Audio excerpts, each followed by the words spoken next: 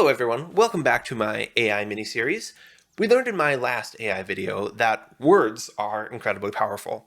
ChatGPT, system we've been talking about, is a mathematical model built from the statistical relationships between words.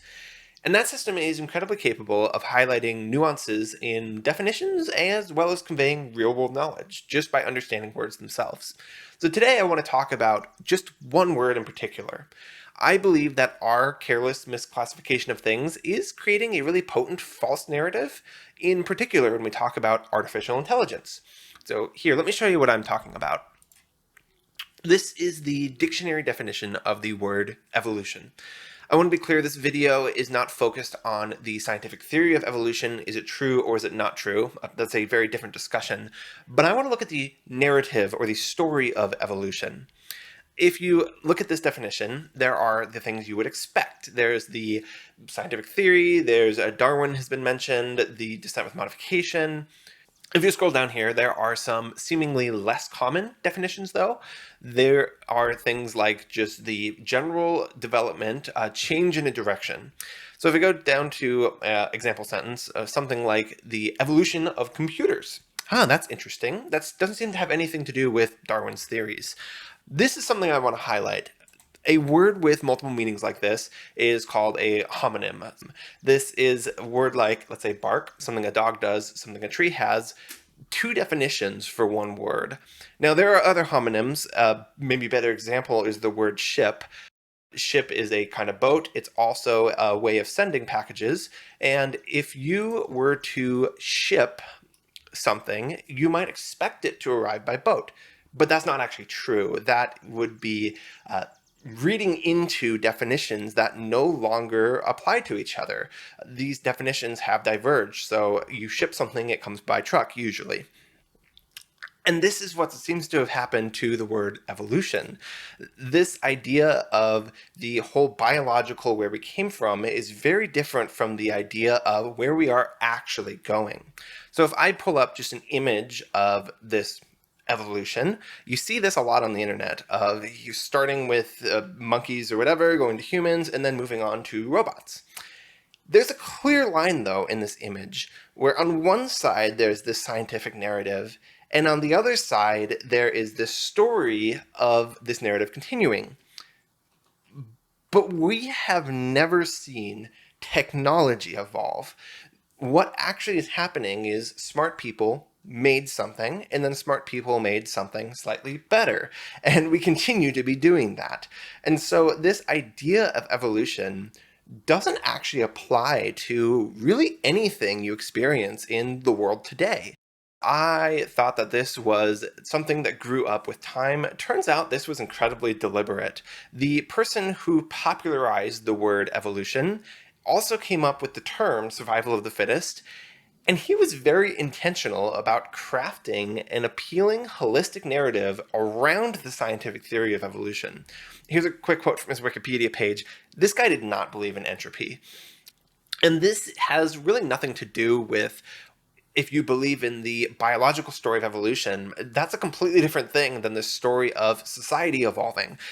But there's this deliberate attempt to link these together to make an appealing narrative, and I want to try to separate these now.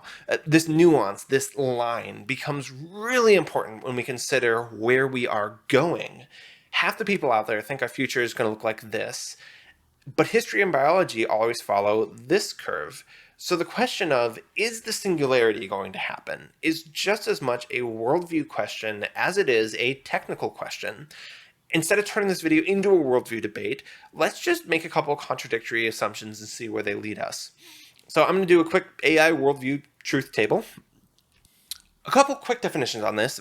AGI is artificial general intelligence, and the singularity is this moment in the possible future when AIs begin to infinitely reproduce, and they just become so much more than we could imagine. Often it's perceived as being quicker than we could imagine. One interesting point on AGIs, while we're talking about it, I've seen a number of AI experts try to explain AGIs by saying, well, you're essentially an AGI. And while I get what they're trying to say, this is basically the evolution issue all over again. You are not artificial by definition.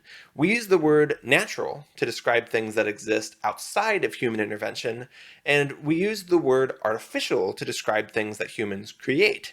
So a human is not AI. Even if someone or something created life, we still use the word natural. And it's nonsensical to think that anything artificial would look identical to nature unless we're trying really hard to make it look identical. Birds are not airplanes, humans are not AIs. The things that we build are not going to reflect nature by nature all the time. With that said, let's jump back into this truth table. We have these two possibilities. One is that AGI is achievable and the singularity occurs. On the other side, there's that this will never happen. I guess you could see a world where AGI happens, but not the singularity. We'll get into that in a minute. And then on the other side of the truth table, I want to just look at the two kind of major worldviews right now. One is that we are the product of unassisted evolution. I want to highlight the word unassisted here because my beliefs are in the next category, that we're the product of intentional design, but that doesn't necessarily mean that something like evolution didn't happen. It simply means that there was no one behind it. So the unassisted is really important. The intentional is really important. On the unassisted evolution side, if we're just here by happenstance or because nature did what nature does, that means base assumption is that the human mind is just math. It's a matter of time before we create a human mind equivalent, which means that the AGI is most likely achievable. This is still a very valid assumption.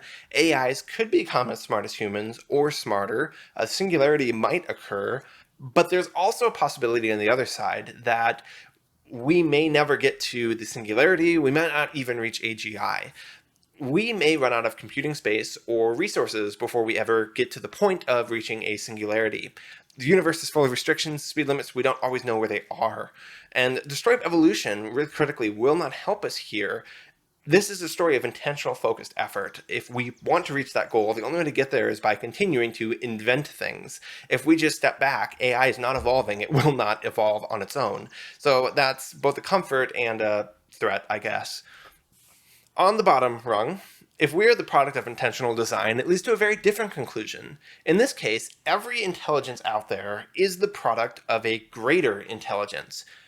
Humans are less than God, AIs are less than human. In this case, it seems very unlikely we would ever reach AGI or the singularity. We might make something that pretends or even claims to be human. We do love asking AIs to pretend to be human after all. But we would never actually make something that is human because it would require us to be more than human ourselves. If greater intelligence always creates a lesser intelligence and not the other way around, then we're never going to get past making something that is as much as ourselves. There's still this question of, but what if it's possible? What if we were created, but we can make something more? That would be a bit of an upheaval and a violation of nature if we are now making God. And that's the most scary corner to me. There's a lot of stories in the Bible in particular about man trying to make God, and it usually doesn't end well for people. So maybe that's the apocalypse. I don't know. I'm not trying to spread technophobia in any of these videos, but I do think it's interesting to just look at the possibility space. And this story of evolution doesn't help us in any of these quadrants, but it does lead to some interesting conclusions, I think, that I haven't really thought about before I started making this video. So where does this land us? Honestly, I don't know. This video may not really change anything. The ultimate answer to a lot of this will be wait and see. But I do think we can at least be careful and informed when we talk about technology. False narratives don't help anyone. There's actually this story from when nuclear weapons were first being developed. There was a concern that the first nuclear test would cause a chain reaction in the atmosphere and essentially firebomb and destroy the entire planet. Big concern. And so the scientists took some time looking into it and came to the conclusion that that was not actually a true narrative, that that wasn't something they really had to worry about. There's still some reservations. Some scientists weren't 100% sure, but they felt confident to go and conduct their first nuclear test. And sure enough, the atmosphere did not ignite and the world was not destroyed. So I guess we don't have to be afraid of nuclear weapons then. Okay, hopefully you see my point.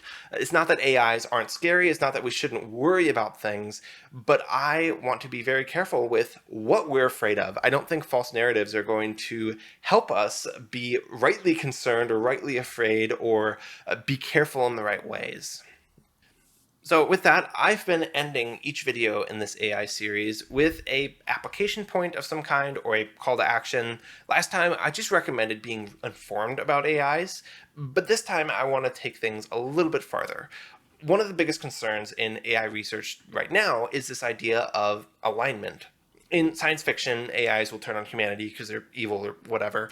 But in reality, AIs go rogue when the instructions we give them don't exactly match our intentions. There's a disconnect between what the AI believes its purpose is and what the AI's purpose really is. This hasn't caused major problems yet, but it has happened in testing environments and it definitely could someday. But I would suggest that this alignment issue isn't just an AI issue. This is actually an issue with people too. I'd encourage you personally to really take some time to consider what you believe about the world. Does your worldview actually account for reality itself? I'm still growing and learning every day, but I can at least sit alone in a silent room and feel peace. And that may sound pathetic, but I actually asked a number of my friends, what is your relationship with silence? And the most common answer was, I hate it or I fear it. If the real world is a threat to our beliefs, then we're probably not aligned either. And if we're not aligned with reality, then just like the AIs we're trying to make, the end result will probably not be good. Again, I'm not trying to discount the real or theoretical issues that we're currently facing as a society regarding artificial intelligence, but ultimately, I'm not in control of what large companies are doing right now. I am, however, in control of my own beliefs and actions. And if I have a tendency to harm people or to harm society, it doesn't really matter if I happen to guess the impact of AIs correctly.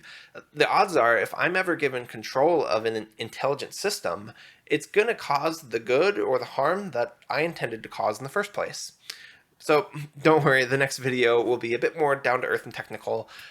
But before watching that one, I would really encourage you to just stop and consider.